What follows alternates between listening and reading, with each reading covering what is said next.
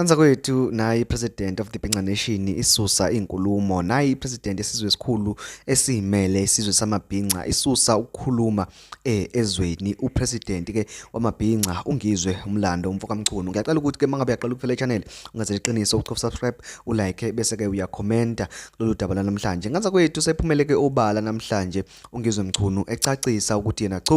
akasachemile ke nobaba uJacob Zuma kepha ke ucheme ke no president walapha ezweni upresident ke phinde kube president we-ANC okubaba uCyril Ramaphosa njengoba ke uyibona lapha izithombe emva kwami emalangeni ke ungizwe uyeke wahlangana nepresident ye-ANC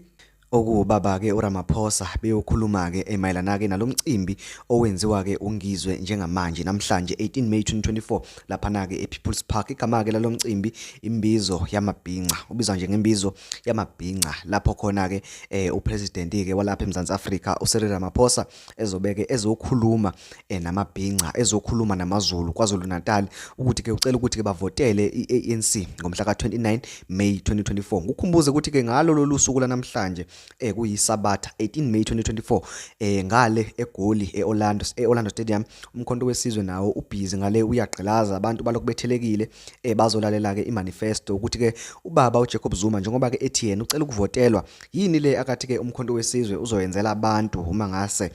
bemvotele okuyiyona nto ke esiphehle ke udlame olukhulu phakathi ke kwamabhinqa ewodwa amabhinqa kanye ke naye upresident wawo ungizwe Mchunu. Bethi ngizwe Mchunu besithi nje wena ucheme nobaba lapha ulokhuzana uJacob Zuma wenze njani manje ke uma ngabe ke usumjikela njengoba ke ubehamba nawe ecaleni lakhe nawe futhi ubuhamba naye kanti futhi ke nalento yakho yasuka ngaye yasuka ke ngokuboshwa kwakhe kwenziwa yini ke manje ukuthi ke uma ngabe ke esephume kanje esiphuma iqhulu ujike wena ke uhambe nesitha sakhe leso sitha sakhe futhi wena ubukade usithuka kakhulu uthi ke singalinge sisondeze naso kwenziwa yini ke manje ukuthi ubonakale ke usuphephetheka naso insolo ke ivelayo zithi ke